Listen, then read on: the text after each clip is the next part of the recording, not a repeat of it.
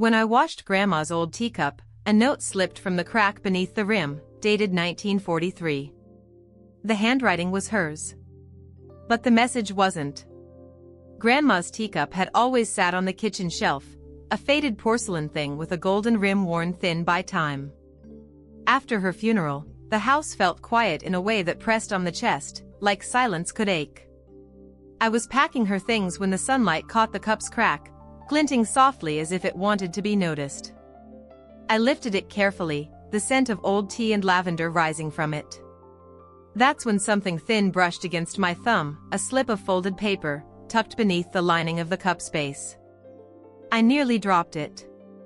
The paper was yellowed and fragile, tied with a single strand of red thread. My name wasn't on it, but the year was clear, 1943. Hands trembling, I opened it and read the first line. "If this reaches you, know that I never made it home." The handwriting looked like Grandma's, yet, not quite. The loops were tighter, the letters rushed, as if written in fear. I sat at her table, the same one where she used to pour tea and tell me to trust the quiet moments. My heart began to pound, not from grief, but from the feeling that something hidden for 80 years had just chosen to be found. I read the note again, slower this time, tracing the faint smudge where a tear, or maybe a raindrop, had once fallen. It continued. "Tell Henry the First kept the promise. The locket is safe. And if you find this, don't look for me. Henry." That was my grandfather's name. But he passed away before I was born, and Grandma rarely spoke of their early years. I looked around the room, at the framed photos and dust-coated trinkets that lined her shelves. Every corner seemed to hum with memories I'd never been told. I remembered how Grandma always served tea in that same cup when something serious had to be said, when she told me about forgiveness, or about faith when I doubted my own path. Now it felt as if she were speaking again, but through time. I found her old biscuit tin in the cupboard, filled with letters, all neatly bundled with ribbon.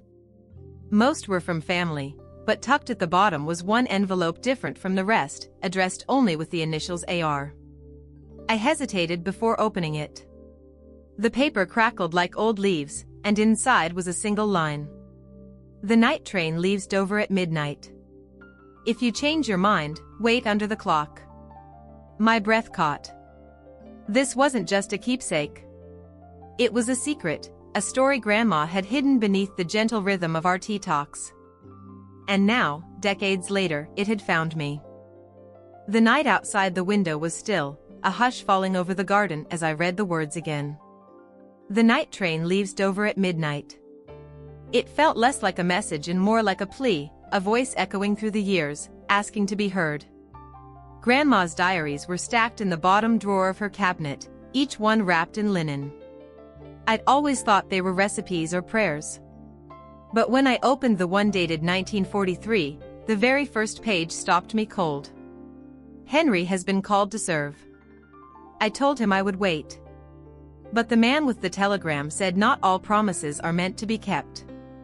The writing grew faint toward the bottom, as though she'd pressed the pen too hard. I turned the pages carefully, searching for more, until I found an entry circled in blue ink. "He said to meet under the clock at Dover Station. I don't know if I'll go." My pulse quickened. This wasn't fiction, this was her life unfolding in secret, a crossroads between love and duty. Then I noticed something taped to the inside cover, a photo. A young woman in a floral dress, standing beside a man in uniform. His face wasn't my grandfather's. The edges of the photo were torn, but behind them, faint pencil marks spelled out a name, Arthur. A stranger. Or maybe, not a stranger at all. I closed the diary, my fingers trembling, the fireplace crackling beside me. Whatever happened in 1943 had changed the course of her life, and maybe, in ways I couldn't yet see, mine too. The name haunted me all night. Arthur. It sounded distant, like an echo from another world, one Grandma had carefully locked away. By morning, I couldn't resist. I brewed a cup of tea, using her old teacup despite the hairline crack running through it. As the steam rose, I imagined her sitting across from me, the way she used to, smiling softly as if she already knew what I'd discovered. I opened the next diary. The entry was dated March 12, 1943. Arthur works at the post office, near the harbor. He carries letters no one wants to read. When he brings them, I see the weight in his eyes, and somehow, I understand. Page after page, her words painted a quiet, forbidden closeness. She wrote of stolen moments, of tea shared on rainy afternoons, of laughter in bomb shelters, of a promise that could never be spoken aloud. Henry writes less now. Perhaps it's the war, or perhaps time dulls what distance once sharpened. Arthur says faith can grow in strange soil, and I want to believe him. I leaned back, stunned. Grandma, the woman who taught me to pray, to forgive, had once stood between two kinds of love, the one she vowed to, and the one that gave her strength to keep waiting. But the next line chilled me. Arthur says he's leaving on the midnight train to Dover. He asked me to come. My breath caught. The same train from the letter. The same secret that had slept in the teacup for 80 years. Outside, the wind rattled the window panes, and for a moment, I could almost hear the distant whistle of that train, a call from another time, asking whether she'd ever boarded it. The more I read, the heavier the air felt around me. It was as though the past had crept into the room, bringing with it the scent of smoke, rain, and something heartbreakingly human, longing. Grandma's next entry was short, hurried, and stained with what looked like a drop of ink, or maybe a tear. He said he'd wait under the clock until the last whistle. I told him I couldn't go. But my heart, it didn't listen. The rest of the page was blank, except for a faint outline where the pen had pressed too hard. She had wanted to write more but stopped herself. I flipped to the following day. Nothing. Then another. Still blank. It wasn't until the next week that the writing returned, shakier, softer. The train left Dover. I stayed behind. Henry came home weeks later, limping but alive. Arthur never wrote again. I sat there for a long time, the sound of the wind outside blending with the tick of Grandma's old clock on the mantel. She had chosen loyalty over love, and lived with the memory hidden behind her calm smile, the same smile she wore when she poured me tea, never hinting that a lifetime ago, she'd almost run away. But one thing didn't fit. The note inside the teacup hadn't been written by her. It said, "Tell Henry the First kept the promise. The locket is safe. And if you find this, don't look for me." So who had written it? Arthur, or someone else who knew the truth she'd taken to her grave? I looked toward the attic stairs, where boxes of old belongings waited, untouched since the day she passed. Something inside told me the rest of the story was still up there, waiting, just like the man under the clock. The attic door groaned as I pulled it open, releasing a breath of cool, dust-scented air. The single bulb flickered weakly, throwing long shadows over boxes marked with faded ink, winter clothes, letters, Henry's tools. For a moment, I hesitated. The wooden steps creaked beneath me like a warning. But something in my chest urged me on, a quiet whisper that said, "You've come this far." I found the old trunk at the back, its metal latch rusted but still firm. Inside were neatly folded quilts, a few books, and a velvet pouch tied with a gold ribbon. My heart thudded as I untied it. A small silver locket dropped into my palm. The hinge was delicate, engraved with the initials AR, the same ones from the mysterious envelope. I opened it carefully. Inside was a tiny photo, Grandma, younger, smiling beside Arthur. On the other side, a small pressed flower, brittle but still holding its shape. And behind the flower, another folded scrap of paper. I unfolded it slowly, my fingers trembling. The handwriting wasn't hers this time. It was firmer, heavier, a man's hand. "Forgive me, my love. The train left without you, but I couldn't. I stayed. They've called me to the front again. If this finds you, know that I kept the locket safe until I couldn't. Tell Henry the First never meant to betray a friend, only to love what he already had." A tear slipped down my cheek before I even realized it. Arthur hadn't taken the train at all. He'd stayed to protect her husband, her future, her life. That single secret, folded into a teacup, had been her quiet burden, her reminder that love isn't always about possession, but about letting go. And somehow, in that dusty attic, it felt like both of them, Grandma and Arthur, were finally at peace. A week later, I found myself standing on the windswept platform of Dover Station, the very place mentioned in the letter. The old clock still hung above the concourse, its hands ticking with the same weary patience as time itself. The air smelled faintly of salt from the sea beyond, and somewhere in the distance, a train whistle echoed, lonely, hollow, eternal. I clutched the silver locket in my hand. It felt warm, as though it carried a heartbeat of its own. Grandma had never spoken of Dover, but being there, I could feel her presence, the weight of the decision she'd made all those years ago. An elderly station master noticed me staring up at the clock. "You know," he said with a smile, "there used to be a woman who'd come here every spring, sit on that bench, and just wait. Never took a train. Just watched them leave." I swallowed hard. "Do you remember her name?" He shook his head. "No, miss. But she always wore a blue coat and carried a teacup wrapped in a handkerchief. Said it helped her think." My chest tightened. That was her.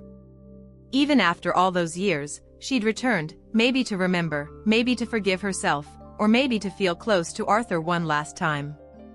I sat on that same weathered bench, the locket resting in my palm. A tear rolled down my cheek as I whispered into the wind. "She didn't forget you, Arthur. She just couldn't leave." And for a moment, I swear the station seemed to sigh, as if the air itself had been holding its breath, waiting for those words to finally be said. When I looked down, the locket had fallen open, and the pressed flower inside had turned to dust. But somehow, it didn't feel like loss. It felt like release. That night, back home, I placed the locket on Grandma's kitchen table, the same spot where I'd first found the teacup. The house was quiet again, except for the soft hum of the clock on the wall. Somehow, it no longer felt empty. As I sorted through the last of her things, I found one more envelope tucked inside a hymn book. My breath caught when I saw the handwriting, gentle, slanted, unmistakably hers. On the front, it simply said, "For whoever finds the truth." My fingers trembled as I opened it. "If you've uncovered what I hid, then you know I once stood at the edge of two lives. I chose the one that needed me most, but my heart never forgot the one that set me free. I prayed one day someone would understand that love doesn't always end with marriage or vows, sometimes it ends with mercy." Her words blurred as tears filled my eyes.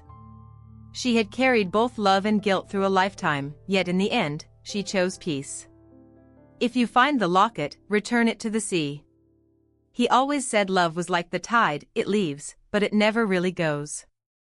The next morning, I drove to the shore. The waves were calm, rolling gently against the sand, as if waiting. I opened the locket one last time, the photograph faint beneath the years. "Thank you," I whispered, my voice breaking. "For loving in silence, and teaching me to listen." I tossed the locket into the water. It caught the sunlight for a brief, golden moment, then disappeared beneath the waves. And with it, the story that had waited 80 years finally found its rest. As I turned to leave, the wind carried a single sound, soft, distant, and almost familiar. A whistle. The midnight train, still running somewhere between memory and forgiveness. The tide was rolling in when I turned back toward the car, my shoes sinking slightly into the wet sand. The morning light shimmered across the water like liquid gold, soft and endless. It was the kind of light Grandma used to love, the kind that made the world feel forgiven. For a moment, I thought I saw something glinting in the shallows. I stepped closer, heart fluttering. It wasn't the locket, it was a small seashell, perfectly shaped like a heart. The sea had left me a reply, or at least that's what I chose to believe. I held it tightly, closing my eyes as the wind wrapped around me. In that hush between waves, I imagined Arthur's words again, carried through the years: love doesn't always stay, but it never really leaves. When I opened my eyes, the horizon stretched wide and endless. And somehow, I felt lighter. The story wasn't tragic anymore, it was whole. Every silence, every secret, every missed goodbye had found its way home through time. Back at the house, I placed the seashell beside Grandma's teacup on the shelf. The two sat together in the golden afternoon light, one symbol of what was lost and one of what remained. For the first time, the house didn't feel haunted by the past. It felt watched over by it. And somewhere deep inside, I understood what Grandma had been teaching me all along. Some stories aren't meant to be forgotten, they're meant to be finished. I held the note gently, feeling its fragile warmth. Grandma's handwriting, looping and careful, made the words almost alive. The message was short, but each line carried a weight I could feel in my chest. If anything happens to me, you must know, love survives even the darkest nights. Tears blurred my vision. I had read many letters, but none held a courage like this. Grandma had lived quietly, yet this note revealed a secret life, a hidden romance, a dangerous choice during the war, and a promise she had entrusted to no one else. The room felt smaller, almost protective, as if it were holding the past with me inside it.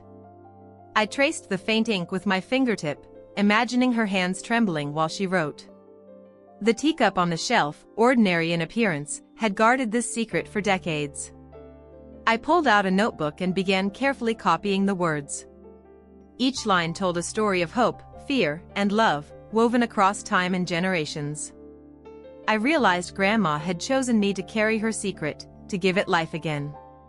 Placing the note back inside the teacup, I promised I would preserve it. The tiny vessel seemed to hum softly, alive with whispers of the past. Some stories, I understood, are meant to reach those who are ready, and this one was meant for me. I sat quietly, staring at the teacup. The note inside felt heavier now, not just paper, but history, love, and courage folded into its tiny space. Grandma's secret was no longer hers alone, it had become mine too. I thought about her life, so ordinary to the world, yet filled with bravery I had never known. A woman who had loved deeply, risked everything, and trusted me to carry her story forward. That trust made me shiver. Carefully, I placed the teacup back on the shelf. Sunlight caught its rim, making it glow softly, as if it understood the promise I had made. The secret it held would not vanish, not while I was here. I closed my eyes and imagined Grandma in her own quiet kitchen, writing that note with trembling hands, hoping it would reach someone who could understand. And I understood. I felt her presence, her strength, her love reaching across time. Some stories are meant to be discovered, meant to remind us that courage and love can survive even the darkest nights. Grandma's secret had waited decades, but now, it would live again, not just in memory, but in the hearts of those who listened. And for the first time, I truly felt connected to her, to a past I had never known, and to a story that would never be forgotten. Another secret revealed. If this story touched you, please like and subscribe. Every tale has a secret waiting to be discovered. Maybe the next one is yours to find.